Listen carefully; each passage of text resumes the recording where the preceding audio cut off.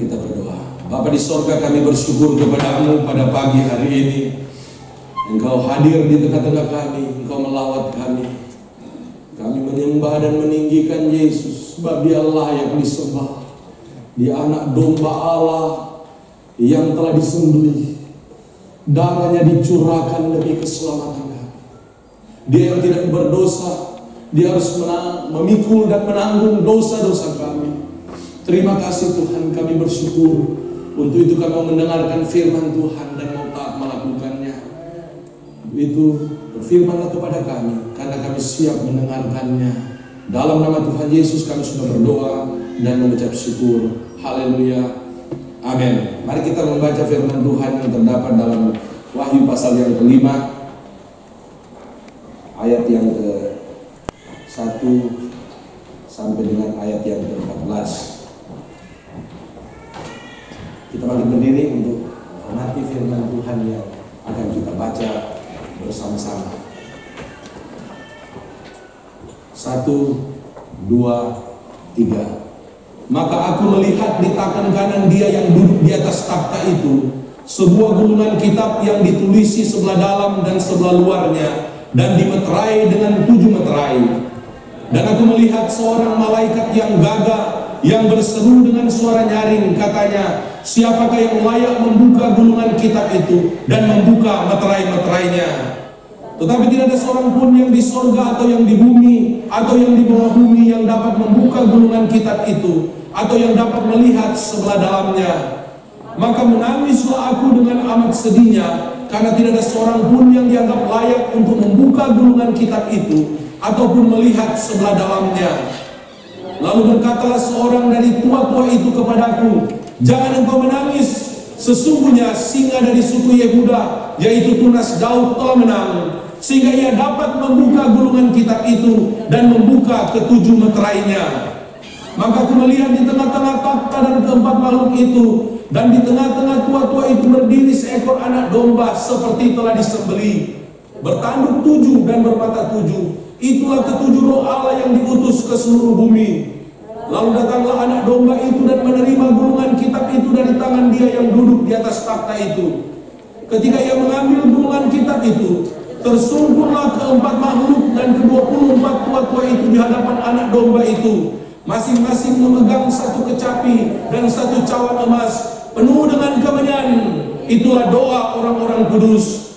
Dan mereka menyanyikan suatu nyanyian baru, katanya, engkau layak menerima gulungan kitab itu dan membuka meterai-meterainya, karena engkau telah disembelih dan dengan darah-Mu engkau telah membeli mereka bagi Allah dari tiap-tiap suku dan bahasa dan kaum dan bangsa. Dan engkau telah membuat mereka menjadi suatu kerajaan dan menjadi imam-imam bagi Allah kita, dan mereka akan memerintah sebagai raja di bumi. Maka aku melihat dan mendengar suara banyak malaikat sekeliling takhta, makhluk-makhluk dan tua-tua itu. Jumlah mereka berlaksa-laksa dan beribu-ribu laksa. Katanya dengan suara nyaring, anak domba yang disembelih itu layak untuk menerima kuasa dan kekayaan dan hikmat dan kekuatan dan hormat dan kemuliaan dan puji-pujian. Dan aku mendengar semua makhluk yang di sorga dan yang di bumi dan yang di bawah bumi dan yang di laut dan semua yang ada di dalamnya berkata, bagi Dia yang duduk di atas takhta dan bagi anak domba adalah puji-pujian dan hormat dan kemuliaan dan kuasa sampai selama-lamanya. Dan keempat makhluk itu berkata, amin. Dan tua-tua itu jatuh tersungkur dan menyembah. Puji Tuhan. Silakan duduk. Tema pada minggu ini yaitu keunggulan Kristus.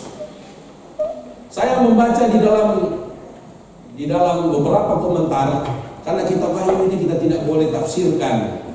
Ya, kalau kita baca di dalamnya, barang siapa mengurangi dan menambahi, maka hukuman-hukuman yang ada di kitab Wahyu akan ditambahkan. Siapa yang menambahi, siapa yang mengurangi, maka berkat-berkat di dalam Alkitab akan dikurangi dari dalam kehidupan kita. Jadi saya akan memberikan beberapa komentar-komentar, bukan pikiran saya sendiri. Alkitab penuntun hidup berkelimpahan. Dia memberikan kata pengantar untuk kitab Wahyu ini. Dia mengatakan bahwa kitab Wahyu ini merupakan kitab perjanjian baru yang terakhir, kitab ke-27 dari perjanjian baru. dan yang paling luar biasa. Dikatakan juga kitab ini dia luar biasa karena sekali dia merupakan suatu nubuat, tetapi dia juga merupakan suatu penyingkapan, dan dia juga merupakan satu surat, artinya benar-benar terjadi secara historis. Bagaimana Tuhan Yesus melalui wahyu yang diberikan kepada Yohanes mengirimkan surat kepada ketujuh jemaat yang ada di Asia Kecil. Jadi dengan kata lain, kitab wahyu ini juga memberikan kepada kita satu penyingkapan yang dari Tuhan tentang apa yang akan terjadi pada waktu yang akan datang, nubuat. Kemudian ini juga menjadi satu contoh bagi kita akan apa yang telah terjadi 2000 tahun yang lalu kepada 7 jemaat ini, untuk kita belajar hal-hal yang positif. Salah satu di antaranya Tuhan berkata, jangan kita kehilangan kasih yang mula-mula. Kepada jemaat Efesus, kita perlu belajar, jangan kehilangan kasih mula-mula. Kepada Laodikia, Tuhan Yesus berkata, jangan kamu suam-suam kuku, nanti aku muntahkan. Kemudian kepada jemaat yang lain dikatakan juga, kamu itu kelihatan kaya, tetapi sebenarnya kamu miskin dalam kasih, miskin dalam karakter, dan seterusnya. Jadi kita bisa belajar, kita bisa tahu masa yang akan datang melalui kitab wahyu. Kita bisa tahu apa yang telah terjadi dalam sejarah gereja kepada ketujuh jemaat. Dan berkaitan dengan firman Tuhan yang saya sampaikan pagi hari ini, kita bisa tahu apa yang akan Tuhan lakukan mulai hari ini bahkan sampai akhir dunia ini. Dia menyingkapkan. Kata wahyu di dalam wahyu pertama, ayat yang pertama diterjemahkan dari kata apokalipsis. Kalau bahasa Inggrisnya apokalipse, yang diterjemahkan penyingkapan.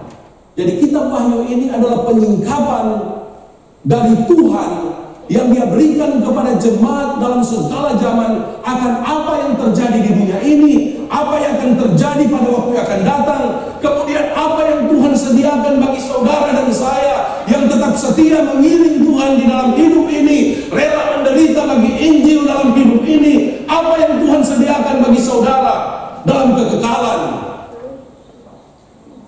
Jadi kalau kita ingin melihat, kalau kita mengalami juga masalah pergumulan dalam hidup ini, jangan cari di tempat lain, karena Alkitab sudah memberitahukan kepada kita. Amin. Apa yang Tuhan sediakan bagi saya dan saudara. Isi kitab ini juga mencerminkan keadaan sejarah pada zaman pemerintahan Kaisar Domitianus. Ini merupakan seorang kaisar Roma, di mana kaisar ini dalam tanda petik dia unik. Dia bukan hanya menganiaya orang Kristen, bukan hanya juga membuat orang Kristen jangan percaya kepada Yesus, tetapi dia juga meminta orang Kristen yang dia aniaya, kalau kamu tidak ingin dianiaya, sembah aku sebagai Tuhan dan Allah. Ini namanya Kaisar Domitianus.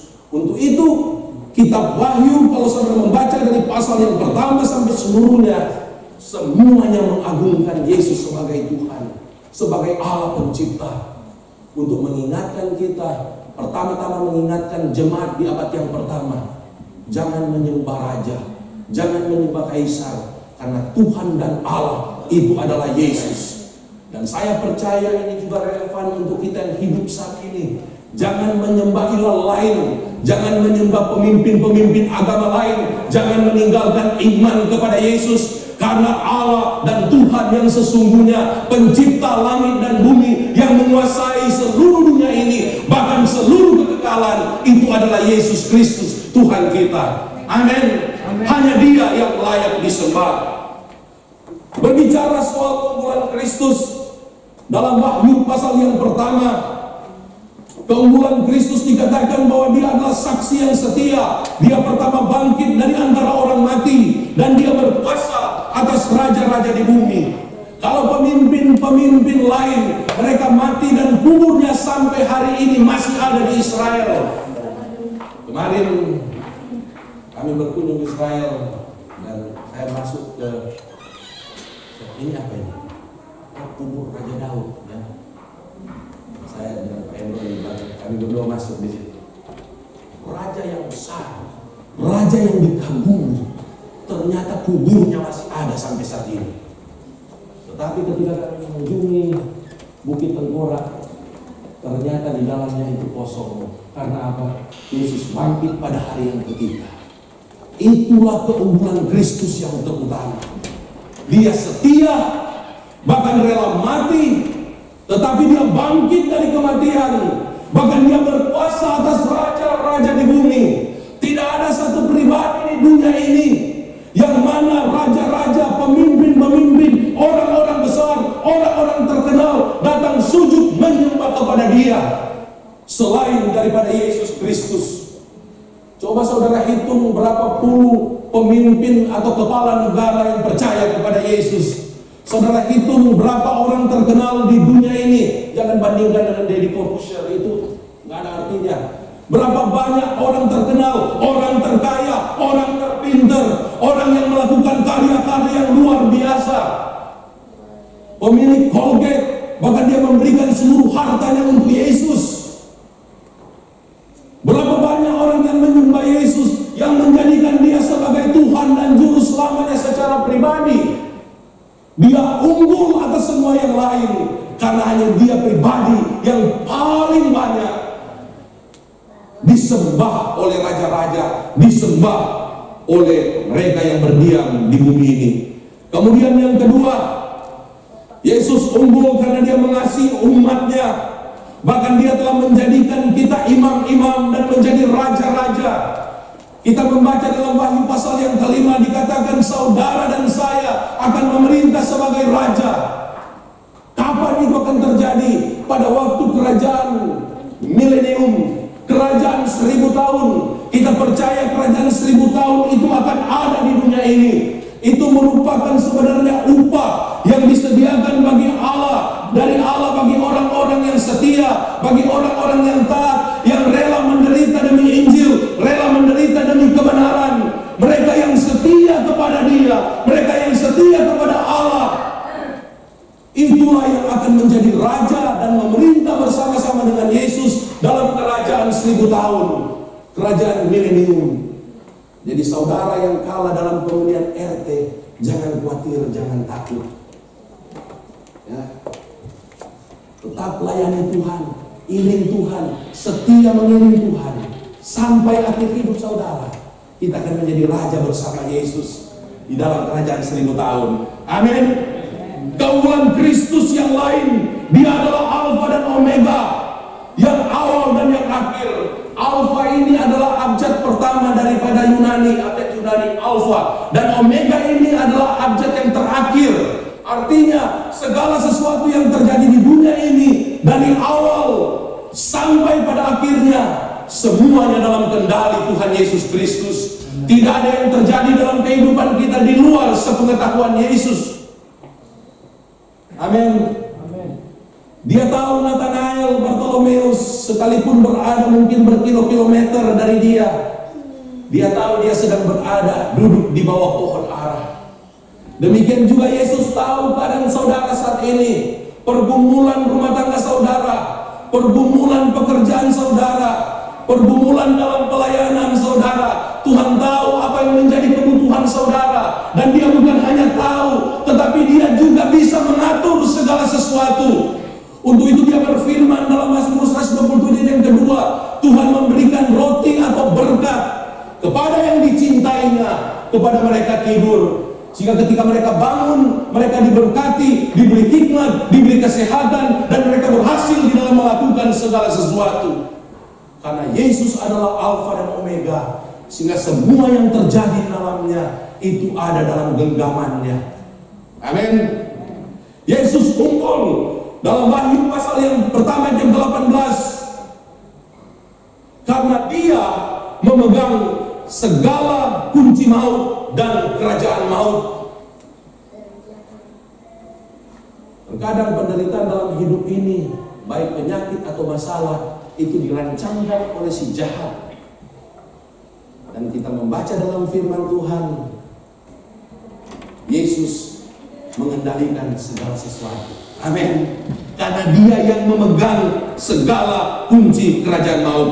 Akan tetapi saya tidak akan membahas keunggulan-keunggulan Kristus dalam pasal yang pertama ini. Saya akan bahas tentang keunggulan Kristus dalam pasal yang kelima, atau yang menjadi tema kita pada minggu ini.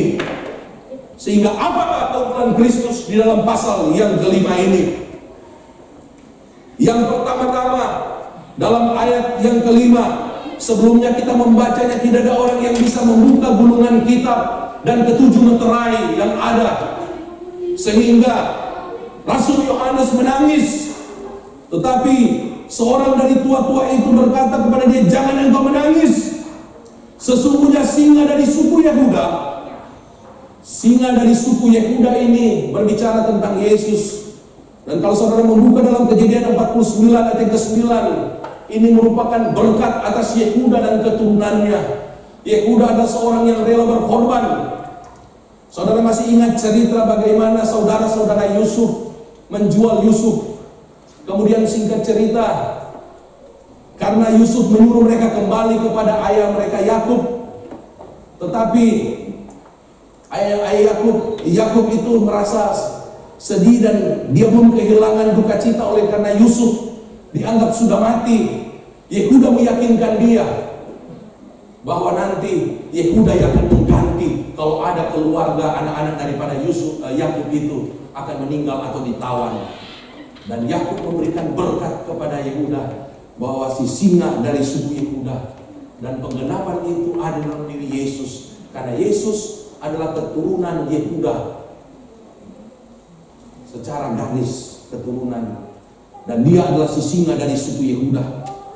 Tunas Daud itu berbicara juga tentang keturunan daripada Daud dalam Yesaya 11 ayat yang pertama dan yang ke-10, dan dikatakan hanya Yesus, singa dari suku Yehuda, yaitu tunas Daud, hanya Dia yang dapat membuka gulungan kitab dengan ketujuh meterai yang ada di atasnya. Jadi keunggulan Kristus di dalam pasal yang kelima ini, hanya Yesus Kristus yang dapat membuka gulungan kitab dan ketujuh meterainya. Ayat ini memberikan suatu keyakinan kepada kita bahwa Yesus Kristus, Tuhan kita, adalah pribadi yang berkuasa, bukan hanya di bumi, melainkan juga di sorga, seperti yang dia nyatakan di dalam Matius pasal yang ke-28 ayat yang ke-18. Sebelum dia terangkat ke sorga, dia berkata kepada murid-murid, "Kepadaku telah diberikan segala kuasa di sorga dan di bumi," dan seterusnya. Ayat-ayat atau kebenaran firman Tuhan ini bahwa Yesus berkuasa, ini juga mematakan klaim. Kalau saudara mendengar ada ajaran-ajaran sesat, ada sekte-sekte yang sesat dari saksi Yehova, bahwa mereka mengatakan bahwa Yesus itu hanyalah malaikat yang diangkat sedikit derajatnya, bahwa Yesus itu sebenarnya ciptaan Allah, dia ciptaan daripada Yahweh. Kemudian juga ada yang mengatakan bahwa Yesus hanya seorang nabi, bahkan hanya seorang guru, dan dia diberi kepandaian oleh Allah. Padahal kita membaca dalam firman Tuhan, di sorga tidak ada yang bisa membuka gulungan kitab dan ketujuh meterai, tapi hanya Yesus yang bisa membuka gulungan kitab dan ketujuh meterai itu. Ini membuktikan bahwa Yesus yang saudara percaya, Dia adalah Tuhan, Dia adalah Allah. Dia bukan hanya berkuasa di bumi ini, tapi Dia berkuasa juga di sorga. Amin. Haleluya, haleluya. Apakah isi gulungan kitab yang dibuka oleh Tuhan Yesus? Alkitab Penuntun Hidup Berkelimpahan, dia berkata, gulungan kitab ini sangat penting karena berisi pernyataan dari apa yang telah Allah tetapkan untuk nasib akhir dunia dan umat manusia. Kitab ini juga menerangkan bagaimana dunia ini akan dihukum dan menggambarkan kemenangan akhir dari Allah dan umatnya atas segala kejahatan. Dan semuanya bisa kita lihat dalam Wahyu pasal yang ke-6. Jadi ketujuh meterai ini dibuka dalam Wahyu pasal yang ke-6. Kecuali meterai yang ke-7, dibuka di Wahyu pasal yang ke-8. Saudara bisa membuka, ya, kalau ada Alkitab, coba cepat, ya. Ya kan kita gunakan teknologi. Di Wahyu pasal yang ke-8, meterai yang ke-7. Beberapa teolog memberikan komentar tentang apa isi daripada gulungan kitab ini. Simcox mengatakan bahwa isi kitab inilah kitab kehidupan. Tetapi John Wycliffe katakan itu bukan kitab kehidupan. Irenaeus Bapak Gereja mengatakan ini sebenarnya kitab ini berisi hal-hal mengenai Kristus. Ada benarnya. Swete mengatakan isinya adalah masa depan yang tidak diketahui. Karena itu ia menamakannya, Swete menamakan gulungan kitab ini kitab takdir. Milligan mengatakan bahwa kitab ini berisi seluruh nasihat Allah. Mari kita melihat apa isi kitab ini. Mari kita membuka di dalam kitab Wahyu pasal yang ke-6. Wahyu pasal yang ke-6. Saya tidak akan menerangkan arti-artinya, ya, karena itu akan ada pembahasan khusus, ada kelas khusus. Dalam pasal yang ke-6, ketika meterai itu dibuka, maka meterai yang pertama dalam ayat yang kedua, Wahyu 6 ayat yang kedua. Waktu dibuka, di situ dikatakan ada seekor kuda putih dan penunggangnya memegang panah dan dikaruniakan sebuah mahkota, lalu ia maju sebagai pemenang. Itu meterai yang pertama, isi kitab. Kemudian meterai yang kedua dalam ayat yang keempat, ada kuda merah padam di mana penunggangnya dikaruniakan kuasa untuk mengambil damai sejahtera dari atas bumi, sehingga manusia di bumi saling membunuh dan kepadanya dikaruniakan sebilah pedang yang besar. Penunggang kuda merah padam, itu meterai yang kedua. Meterai yang ketiga dalam ayat yang kelima sampai yang keenam, seekor kuda hitam dan penunggangnya memegang sebuah timbangan di tangannya, dan seterusnya. Meterai yang keempat, ayat yang ke-8, seekor kuda hijau kuning dan penunggangnya bernama Maut dan kerajaan maut mengikutinya, dan kepada mereka diberikan kuasa atas 1/4 dari bumi untuk membunuh dengan pedang dan dengan kelaparan dan sampar dan dengan binatang-binatang buas yang di bumi. Meterai yang kelima ayat yang ke-9 itu berbicara ketika dibuka. Meterai yang kelima dibuka, di bawah mezbah ada jiwa-jiwa orang percaya, mereka yang telah dibunuh oleh karena firman Allah dan oleh karena kesaksian yang mereka miliki. Dan mereka bertanya, berapa lamakah lagi? Dan ayat yang ke-11, kepada mereka diberikan masing-masing jubah putih, dan mereka harus beristirahat sedikit waktu lagi hingga genap jumlah kawan-kawan pelayan dan saudara-saudara mereka yang akan dibunuh sama seperti mereka. Dan meterai yang ke-6 ayat yang ke-12, ketika dibuka meterai yang ke-6, terjadilah gempa bumi yang dahsyat dan matahari menjadi hitam. Dan meterai yang ke-7, saudara buka di dalam pasal yang ke-8 ayat yang pertama. Meterai yang ke-7 ketika dibuka, ternyata itu merupakan 7 sangkakala. Sangkakala ini melambangkan panggilan untuk berperang. Sangkakala melambangkan panggilan untuk menghukum. Dan ketika dibuka, disitulah akhir dunia ditentukan.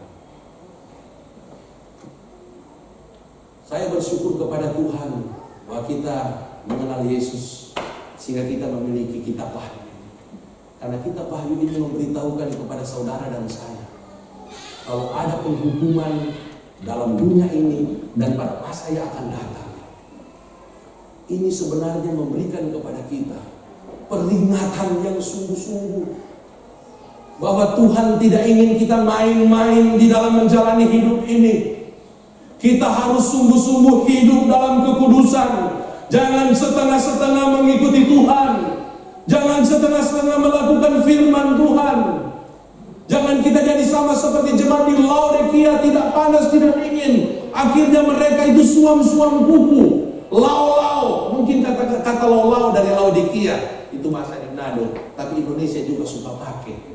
Kalau kita makan minum yang lau-lau, rasa muntah.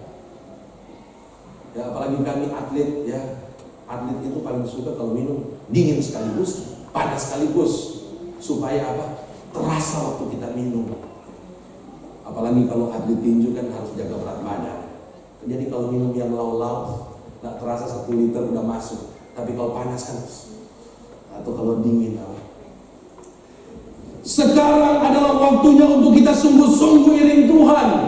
Sekarang waktunya untuk kita sungguh-sungguh hidup kudus, memberikan yang terbaik untuk Tuhan. Karena apa? Karena ada penghukuman di dunia ini. Jangan kita main-main dengan dosa. Jangan kita main-main dengan ketidakkudusan. Ada penghukuman di dunia ini. Dan yang lebih menakutkan, ada penghukuman di dalam neraka yang kekal. Dan itu sudah dilakukan dalam kekekalan. Firman Tuhan, gereja, diyakini gereja sudah tidak ada pada waktu Wahyu ini, pasal yang kelima disampaikan. Untuk itu Alkitab ini sangat berguna bagi kita, karena ini memperingatkan bagi kita yang hidup saat ini di dunia ini untuk benar-benar setia, hidup kudus. Amin. Jangan main-main dengan dosa. Jangan main-main dengan hal-hal yang tidak benar. Karena ada penghukuman yang akan kita alami di dunia ini kalau kita main-main dengan dosa. Firman Tuhan berkata, orang benar hampir-hampir tidak bisa diselamatkan. Orang benar, siapa itu? Pendeta Simpson, Pendeta Iriwan, saudara-saudara yang setia, orang benar. Orang benar hampir-hampir tidak bisa diselamatkan. Apalagi orang-orang yang setengah benar, apalagi orang-orang yang tidak benar, apalagi orang-orang yang jauh dari Tuhan. Apa jadinya dengan hidup mereka? Haleluya. Kembali kepada Wahyu pasal yang kelima. Yang menjadi pertanyaan, dan saya akan uraikan, mengapa hanya Yesus yang dapat membuka gulungan kitab ini? Mengapa hanya Yesus yang bisa membuka meterai-meterai daripada kitab ini? Ada beberapa kebenaran mengapa hanya Yesus yang dapat membukanya. Yang pertama, kebenaran yang pertama, karena Yesus telah menang. Dalam ayat yang kelima yang sudah kita bacakan tadi, seorang berkata, Yesus telah menang atas iblis dan atas segala kuasa kejahatan ketika ia ada di muka bumi ini. Untuk itu dia layak membuka kitab dan meterai-meterainya, karena Yesus telah menang. Atkinson di dalam karyanya yang berjudul Approaching Armageddon menjelaskan tentang musuh manusia, bumi dan sorga yang selalu menentang pemerintahan Kristus di bumi, yaitu Trinitas iblis. Jadi iblis itu juga punya Trinitas. Kalau kita Kristen punya Trinitas, ya, Allah Bapa, Allah Anak, Allah Roh Kudus. Tapi ini Trinitas huruf kecil. Dia katakan Trinitas iblis adalah naga, binatang, dan nabi palsu. Saudara bisa lihat dalam Wahyu 16 ayat yang ke-13. Tetapi sekalipun mereka itu memiliki kuasa yang besar, dikatakan ada yang akan diberi kuasa untuk membinasakan 1/4 penduduk dunia. Ada yang bisa katanya mendatangkan kelaparan, kematian, sehingga ada yang berseru secupak sedinar. Jadi kuasa iblis bisa membuat terjadi kemiskinan yang luar biasa di dunia ini. Dan itu ditandai dengan secupak sedinar. Apa artinya?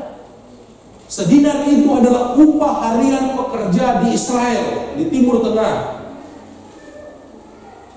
Secupak itu mungkin 1 liter, mungkin beberapa liter beras atau gandum. Artinya penderitaan yang akan terjadi di dunia ini, saudara bekerja 1 hari, itu hanya cukup untuk memberi makan 1-2 orang. Dan kalau penderitaan itu terjadi saat ini, kemiskinan yang merajalela, itu merupakan salah satu meterai yang dilepaskan. Karena iblis berkuasa membuat orang menderita, membuat orang jatuh miskin dan kelaparan. Tapi firman Tuhan berkata, Yesus mengalahkan mereka. Amin. Yesus mengalahkan iblis. Yesus mengalahkan roh jahat. Yesus mengalahkan Trinitas iblis. Apa buktinya? Mari kita melihat dalam Markus pasal yang kelima. Dalam Markus pasal yang kelima ini, ketika Yesus menyeberang ke sebelah barat Danau Galilea, Dalam ayat yang kedua berkata, Yesus langsung didatangi oleh seorang yang kerasukan roh jahat yang berjumlah legion atau sekitar 6.000 roh jahat yang berada dalam dirinya. Orang ini sangat menderita. Siang malam ia berkeliaran di pekuburan dan di bukit-bukit sambil berteriak-teriak dan memukul dirinya dengan batu. Ketika ia melihat Yesus dari jauh, berlarilah ia mendapatkannya lalu menyembahnya. Dan kita tahu ceritanya, Yesus akhirnya mengusir legion itu yang meminta masuk ke 2.000 ekor babi, dan mereka taat kepada Yesus. Kemudian orang itu akhirnya dibebaskan, disembuhkan. Dan ketika dia mau mengikuti Yesus, kalau ayat ke-19 Yesus berkata, pulanglah, bersaksilah kepada orang sekampungmu, ceritakan kepada mereka apa yang telah diperbuat Tuhan atasmu dan bagaimana ia telah mengasihi engkau. Dan ayat ke-20, orang itu pergi menceritakan, memberitakan Injil di daerah Gerasa dan di daerah Dekapolis. Dalam Matius pasal yang 18 ayat ke-16 dikatakan, menjelang malam dibawalah kepada Yesus banyak orang yang kerasukan setan, dan hanya dengan sepatah kata Yesus mengusir roh itu dan menyembuhkan orang-orang yang menderita sakit. Jadi sekalipun mereka memiliki kuasa Trinitas iblis ini, tetapi Yesus ketika dia ada di dunia ini, dia mengalahkan mereka. Amin. Dia mengusir setan sehingga orang yang kerasukan setan itu jadi waras. Amin. Dia memberi kesembuhan kepada orang-orang yang sakit. Amin. Dia memulihkan mereka yang diikat oleh kuasa-kuasa kegelapan. Dia mentahirkan mereka yang berpenyakit kusta, yang lumpuh, bahkan orang yang mati bisa bangkit. Itu menandakan bahwa Yesus menang atas iblis. Yesus menang atas trinitas iblis. Amin. Haleluya, haleluya. Bagaimana kita bisa aplikasikan di dalam kehidupan kita tentang kemenangan Yesus ini? Ada banyak orang yang menderita seperti orang yang di Gerasa ini. Dia menderita, bahkan dia menjalani hidup ini membuat dia semakin menderita. Untuk itu, mari kita bebaskan mereka, selamatkan jiwa mereka, sebab Yesus telah menang. Karena kita juga adalah anak-anak Yesus, dan kita harus membebaskan mereka, menang atas mereka. Amin. Kita dapat mengalahkan iblis dan roh jahat karena kita adalah anak-anak Allah. Karena kita juga telah menerima roh yang menjadikan kita anak Allah. Roma 8 ayat 15. Dan roh Allah diam di dalam diri kita. 1 Korintus 3 ayat 16. Dan Alkitab menjamin bahwa roh yang ada dalam diri kita lebih besar daripada roh yang ada di dunia ini. 1 Yohanes 4 ayat yang keempat. Untuk itu, mari kita pergi dan membebaskan mereka yang diikat oleh kuasa-kuasa kegelapan. Amin. Jangan takut, bebaskan mereka. Beritakan Injil, tumpangkan tangan, doakan mereka yang diikat oleh kuasa kegelapan. Berapa hari yang lalu, saya karena kalau nggak potong rambut putih saya udah ini, dan kemudian saya potong rambut, sudah 10 menit saya di dalam. Tukang potong rambutnya nunjuk. Kemana ini? Dia tiba-tiba dia datang dengan muka murung. Potong rambut, dia ambil gunting. Dia katakan, Persib kalah Pak. Persib kalah. Rupanya kalah 4-0 ya Pak. Dan dia mulai potong rambut saya. Waktu dia potong rambut saya bilang, bahaya ini. Bahaya. Kalau orang yang kalah potong rambut, saya bisa jadi botak semua ya. Dikira saya pendukung Persib yang sakit hati. Saya dipotong. Kemudian saya katakan ke dia, tapi Persib bisa bangkit ya. Persib bisa menang lagi. Iya Pak. Tapi dia sudah berapa kali kalah? Enggak. Dia bisa bangkit kembali. Kan dia punya mental juara. Dia kan ada Ajax Sudrajat, saya ingat dia ini Robi Darwis gini. Dan dia semangat lagi gitu Pak. Dan saya lihat dia mulai dan saya ceritakan kepada dia kehidupan saya masa lalu. Kemudian dia katakan begini. Setelah saya katakan pada dia bahwa Yesus mengubahkan hidup saya, kemudian dia katakan, Pak, 3 tahun yang lalu saya seorang yang terlibat narkoba di Bandung. Tapi ketika ayah saya meninggal, kakak saya meninggal hanya selang sebulan, rasa saya harus berubah. Untuk itu 3 tahun yang lalu dia datang katanya ke Bupakan Madang. Dan saya katakan kepada dia, Yesus bisa mengubah kamu. Saya mintakan kepada dia. Dan dia memotong rambut saya dengan penuh sukacita. Dan saya tenanglah jiwa saya. Haleluya. Walaupun hampir botak. Kita orang-orang yang menang. Amin. Kalau orang-orang yang menang itu ciri-cirinya harus penuh semangat. Amin. Ciri-ciri harus penuh sukacita. Jangan murung-murung. Orang yang penuh dengan semangat akan penuh dengan sukacita. Saudara lihat keadaan di sorga. Mereka bernyanyi, mereka tersungkur, mereka menyembah Yesus. Saya khawatir kalau kita jalani hidup ini dengan sungut-sungut, tidak ada sukacita. Tidak mungkin kita ada bersama-sama dengan berlaksa-laksa beribu-ribu orang di sorga. Karena pasal yang kelima ini mengatakan orang percaya sudah di sorga. Tapi saya ragu dengan beberapa orang percaya.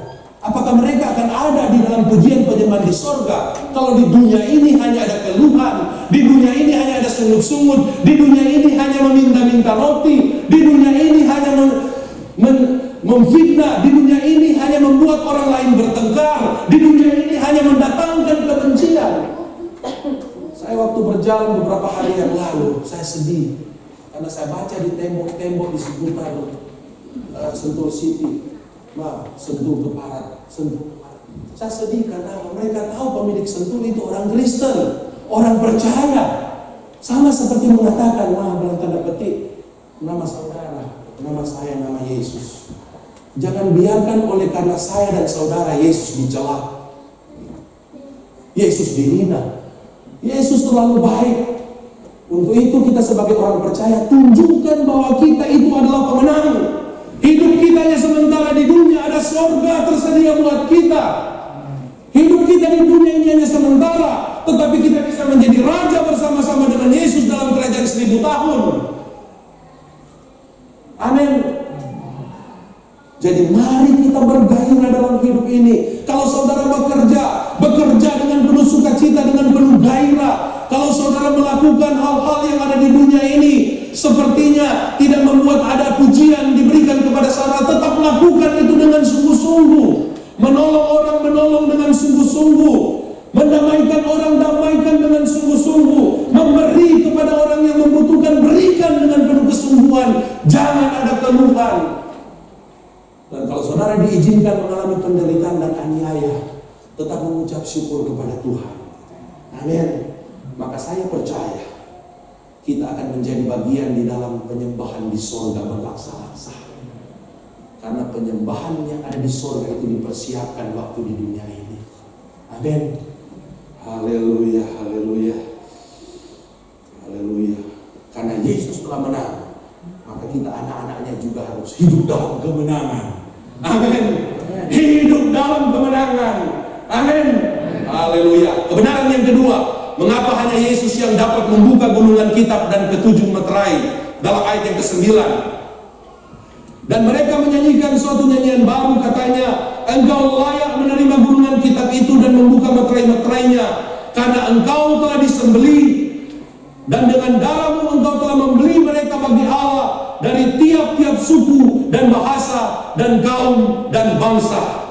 Kebenaran yang kedua, karena Yesus telah disembelih, karena Yesus telah mengorbankan nyawanya, mencurahkan darahnya di atas kayu salib, sehingga dia layak membuka gulungan kitab. Walter Scott berkata, kenangan Kalvari dihargai di sorga. Yohanes Pembaptis pertama-tama menunjuk Yesus di bumi sebagai anak domba Allah. Yohanes sang rasul sekarang memandangnya sebagai sosok yang sama di sorga. Tetapi betapa berbeda posisinya. Di sana, di dunia ini, dia dilukai, dia disembelih. Di sini, di sorga, dia pusat kekuatan dan kemuliaan sorga. Tetapi membawa pada dirinya tanda-tanda dan parut kayu salib. Itu menjadi tanda bahwa dia layak membuka gulungan kitab. Artinya, yang saudara lakukan di dunia ini akan dihargai di sorga. Amin. Kalau kita tidak melakukan apa-apa di dunia ini, jangan harap akan dapat mahkota di sorga. Tapi kalau kita melakukan segala sesuatu untuk Tuhan di dunia ini, mendatangkan pujian dari Tuhan, maka saudara akan dihargai di sorga. Kenangan Kalvari dihargai di sorga. Amin. Haleluya. Yesus rela mengorbankan nyawanya demi keselamatan umat manusia yang seutuhnya. Itu yang membuat Yesus dihargai. Yesus bukan hanya memberkati jiwa kita, menyelamatkan kita, tetapi Yesus juga memenuhi segala kebutuhan-kebutuhan saya dan saudara. 2 Timotius 1 ayat ke-9 berkata, Dialah yang menyelamatkan kita dan memanggil kita dengan panggilan kudus. Yesus bukan hanya juga menyelamatkan kita, tetapi Yesus juga menjadikan kita manusia yang baru. Efesus 2 ayat ke-15, menciptakan keduanya menjadi satu manusia baru dalam dirinya. Yesus juga menjadikan kita memiliki sifat dan karakter yang serupa dengan Dia. Roma 8 ayat yang ke-29 dikatakan kita dipanggil dan kita ditentukan untuk menjadi serupa dengan gambaran anaknya, yaitu Yesus Kristus.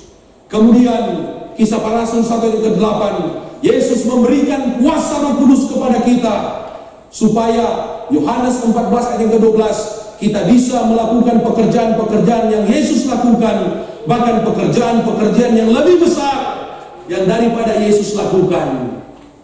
Amin. Betapa luar biasa Tuhan kita. Dan saya percaya itu yang membuat Dia dikagumi. Seorang pemimpin yang baik, dia bukan hanya rindu mereka yang ada di bawahnya atau kepala keluarga, dia bukan hanya rindu anak-anaknya menjadi sama dengan dia dalam keberhasilan hidup, dalam karakter, tetapi seorang pemimpin, seorang kepala keluarga, dia ingin anak-anaknya bawahannya melebihi dia. Demikian Yesus.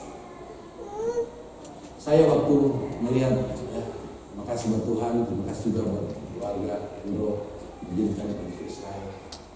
Yesus bisa pergi ke Roma, dia bisa keliling dunia, karena Israel itu ada di pinggir laut Mediterania. Saya sampai keliling di situ.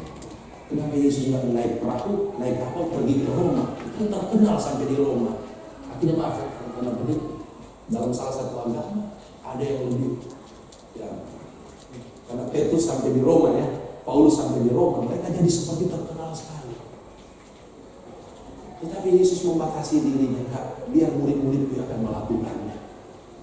Dan itu yang Dia katakan, melakukan pekerjaan-pekerjaan yang aku lakukan, bahkan yang lebih besar. Bukan secara kualitas, karena tidak ada yang bisa menandingi kematian Yesus di atas kayu salib, tetapi secara kuantitas. Yesus hanya sampai di Tirus dan Sidon, Dekapolis, sementara murid-muridnya sampai ke Roma, sampai ke Ethiopia, sampai ke India, sampai bahkan ke Eropa Timur, bahkan sampai ke seluruh dunia. Untuk itu Tuhan memberikan Roh Kudus kepada saya dan saudara, agar supaya kuasa Roh Kudus itu akan menolong kita untuk kita berkarya, akan lebih secara kuantitas melakukan pekerjaan, berdampak lebih besar kepada banyak orang. Kalau saya, ya, hanya terbatas di mimbar ini, di Babakan Madang, di Bogor, di Jawa Barat, saya tidak bisa pergi ke kantor-kantor saudara, saya tidak bisa pergi ke pabrik-pabrik saudara. Bahkan kalau saudara diutus oleh kantor ke luar negeri, saya tidak bisa pergi. Saya tidak bisa pergi. Tapi Roh Kudus yang ada dalam diri saudara, itu yang akan menyertai saudara, supaya saudara bisa berkarya di marketplace, dimanapun saudara berada, lakukan yang terbaik. Karena Alkitab mencatat bukan pendeta yang membuat seluruh dunia takut akan Allah Israel. Alkitab mencatat Daniel, seorang pegawai pemerintahan, seorang yang hidup dalam dunia politik, pada waktu dia hidup kudus, pada waktu dia memberikan yang terbaik kepada Allah, Raja Nebukadnezar berkata, semua orang yang ada dalam kerajaanku takutlah kepada Allahnya Daniel. Renungkan dan syukuri betapa dahsyat potensi yang Allah karuniakan kepada saudara. Dan mari dengan kuasa dan potensi itu kita berkarya. Jangan hanya di gereja, Jangan hanya di lingkungan kita 100-200 orang, tapi berkaryalah di mana saudara berada. Menangkan keluarga-keluarga ada di kampung halaman, menangkan bawahan-bawahan yang ada di kantor, menangkan teman-teman rekan sekerja dimanapun saudara pergi. Saudara bisa lakukan kebenaran ini karena kita diberi kuasa untuk melakukan pekerjaan yang besar. Yesus bukan hanya juga memberikan kepada kita kuasa untuk melayani, tetapi dia juga mengubah dan mengangkat status sosial kita. Dalam ayat 2 Raja-Raja pasal yang ke-25, ini menceritakan seorang raja Yehuda yang bernama Raja Yoyakin. Nah, Raja Yoyakin ini dipenjara, ditawan, dibuang. Kemudian Raja Ewil Merodak, Raja Babel, dia menunjukkan belas kasihannya kepada Yoyakin dan melepaskan dia dari penjara. Ayat ke-28, Ewil Merodak berbicara baik-baik dengan dia dan memberi kedudukan kepadanya lebih tinggi dari kedudukan raja-raja yang ditawan di Babel. Kemudian raja mengganti pakaian penjaranya dan dia boleh selalu duduk makan di hadapan raja selama hidupnya. Dan tentang kebutuhan-kebutuhannya, raja selalu menyediakannya. Demikian juga dengan Tuhan kita. Filipi pasal yang keempat ayat yang ke-19. Tuhan menyediakan segala sesuatu yang kita perlukan di dalam hidup ini. Mazmur pasal yang ke-23 yang pertama sampai yang ke-6. Tuhan mengubah kehidupan kita. Tuhan mengangkat kehidupan kita. Tuhan memulihkan kehidupan kita. Dan ini yang dilakukan oleh Yesus dalam kehidupan kita. Dia bukan hanya menyelamatkan kita, tetapi dia juga menebus kita. Dia mengubahkan kehidupan kita dan dia mengangkat juga status sosial kita. Dari hari ke hari dia mengangkat kehidupan kita sehingga kita bukan ekor, tetapi kita menjadi kepala. Amin. Saudara ingat tentang Raja Daud, ya. Raja Daud dalam keadaan seperti apa dia dipromosikan oleh Tuhan ketika dia mengembalakan 2-3 ekor kambing domba. Kemudian disuruh panggil dia. Dan waktu dipanggil, Tuhan berkata kepada Samuel, itu orangnya, urapi dia. Dan firman Tuhan mencatat kehidupan daripada Daud disertai oleh Roh Kudus, sehingga dia menjadi panglima Israel, dia menjadi anak mantu daripada Saul. Kemudian dia menjadi raja selama 3 tahun di Yehuda. Kemudian dia menjadi raja selama 33 tahun atas Israel. Bahkan Alkitab mencatat bangsa-bangsa yang ada di dunia datang menyembah dan membawa upeti kepada Raja Daud. Untuk itu Raja Daud berkata di dalam Mazmur 103 ayat yang pertama sampai yang kelima, Tuhan yang menebus dia, Tuhan yang memulihkan dia. Dia katakan janganlah melupakan kebaikannya. Dia yang mengampuni segala kesalahanmu, dia yang menyembuhkan segala penyakitmu, dia yang menebus hidupmu dari lubang kubur, yang memengkapai engkau dengan kasih setia dan rahmat, dia yang memuaskan hasratmu dengan kebaikan, sehingga masa mudamu menjadi seperti pada burung Raja Wali. Tuhan kita Tuhan yang baik. Amin. Haleluya. Apakah saudara merasakan kebaikan Tuhan? Amin. Coba saudara pikirkan sewaktu saudara belum kenal Yesus dengan saat ini, apakah perbedaannya? Pasti ada perbedaannya. Dan tidakkah kita menyadari itu karena Tuhan yang mengangkat kita? Ya. Saya waktu dari Tomohon datang ke Jakarta, ya, sama saya saksian tadi malam juga, 2 potong baju, 2 celana, bawa ini. Saya pergi merantau menjadi seorang petinju di Jakarta. Haleluya. Dan sekarang saya sudah punya istri, saya punya 2 orang anak dan 1 orang cucu, dan saya punya keluarga yang ada di tempat ini yang mengasihi saya bahkan mungkin lebih daripada keluarga saya sendiri. Bukankah itu pekerjaan Tuhan, karya Tuhan yang telah menebus hidup saya, dan saya percaya juga saudara. Amin. Haleluya. Kita perlu bersyukur kepada Tuhan. Dia melindungi kita daripada semua yang jahat. Ini merupakan doa juga daripada Tuhan Yesus dalam Yohanes 17 ayat ke-15. Jadi Yesus melindungi dan berdoa juga meminta agar kita dilindungi daripada yang jahat. Dan yang kemudian dalam Yeremia 29 ayat yang ke-11, dia memberikan pengharapan akan hari depan yang penuh harapan kepada kita. Dan dia menyediakan rumah yang kekal di dalam kerajaan surga bagi saya dan saudara. Oh, luar biasa kebaikan Tuhan. Dia sungguh baik dalam kehidupan saya dan saudara. Untuk itu Allah Bapa menghargai dia. Karena engkau sudah menang, karena engkau sudah disembelih, karena engkau sudah melakukan yang terbaik untuk umat manusia yang telah kau tanggung dosa-dosa mereka. Engkau tidak membiarkan mereka, engkau menyediakan kebutuhan mereka secara holistik. Engkau tidak setengah-setengah dalam menjaga mereka, dalam melindungi mereka, dan engkau melakukannya seperti gembala yang baik.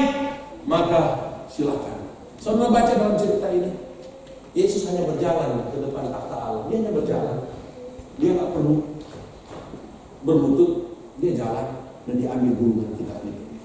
Sementara yang lain menyembah, karena dia adalah Allah dan dia bisa membuka kitab gulungan, karena dia memberikan yang terbaik ketika ada di dunia. Karyanya di Kalvari, karyanya atas saya dan saudara dihargai di surga. Haleluya, haleluya. Bagaimana respon kita semua setelah mendengarkan firman Tuhan ini? Apa yang harus saudara lakukan? Yang pertama-tama yang harus kita lakukan, mari kita renungkan. Apakah dalam hidup ini kita sudah menjadikan Yesus sebagai Tuhan dan Juru Selamat secara pribadi, dan sungguh-sungguh di dalam kita melakukan firman-Nya? Mari kita melihat. Saudara yang tahu bagaimana kesungguhan kita dalam mengikuti Tuhan. Bagaimana respon kita semua yang mendengarkan firman Tuhan ini? Dari mimbar ini saya mendorong saudara, mari kita seperti keempat makhluk dan ke-24 tua-tua di mana mereka tersungkur dan mereka menyanyikan nyanyian baru ayat 8 sampai ayat ke-9. Dan mari kita seperti para malaikat di surga ayat yang ke-11. Dan seperti semua makhluk manusia, malaikat yang berada di surga, di bumi, di bawah bumi, dan di laut, dan semua yang ada di dalamnya ayat yang ke-13. Mereka menyanyi, tersungkur, dan menyembah Yesus anak domba Allah. Demikian juga dengan kita semua yang ada di tempat ini. Amin. Hendaklah kehidupan kita ini sebagai penyembahan kepada Tuhan. Dan mari kita lakukan yang terbaik dalam hidup ini. Pencipta Songs of Heaven, Coleman, dia menulis tentang lagu baru dalam Wahyu 5 ayat yang ke-9. Dia memberikan komentar begini. Disebutnya lagu baru karena yang sudah dicapai Kristus sama sekali berbeda dan superior daripada perjanjian lama. Belum ada sesuatu seperti itu sebelumnya. Lagu baru ini adalah puji-pujian penyembahan kepada Yesus Kristus, Sang Anak Domba. Maria dalam Yohanes 12 telah membuat satu lagu baru, di mana dia menjual, dia membawa minyak narwastu murni, dia persembahkan semuanya untuk Tuhan. Barnabas, anak penghiburan, dia menjual ladangnya dan dia membawa hasilnya meletakkan di bawah kaki rasul-rasul. Dia sudah menulis lagunya yang baik.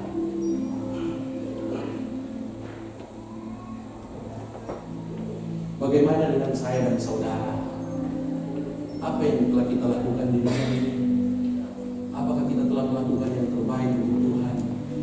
Lakukan yang terbaik, dan itu akan menjadi lagu yang baru bagi generasi yang akan datang, bahkan dalam kekekalan. Karena akan dicatat apa yang kita lakukan belum pernah dilakukan oleh siapapun juga. Amin. Berikan yang terbaik. Menangkan jiwa sebanyak mungkin. Tolonglah orang sebanyak mungkin. Bunda Teresia telah membuat satu lagu yang baru yang diingat oleh seluruh dunia. Bagaimana beribu-ribu, beratus ribu orang-orang yang sakit dia angkat, dia beri makan. Dia sudah berada di surga dan dia sedang menyembah Bapa. Sekarang tinggal bagaimana saya dan saudara yang masih hidup. Mari kita buat lagu yang baru di dunia ini. Bapa, hamba bersyukur kepadamu karena hamba sudah menyampaikan kebenaran firman Tuhan. Itu hamba berdoa, jadilah kepada kami seperti yang kau firmankan. Dalam nama Tuhan Yesus hamba sudah berdoa. Haleluya. Amin.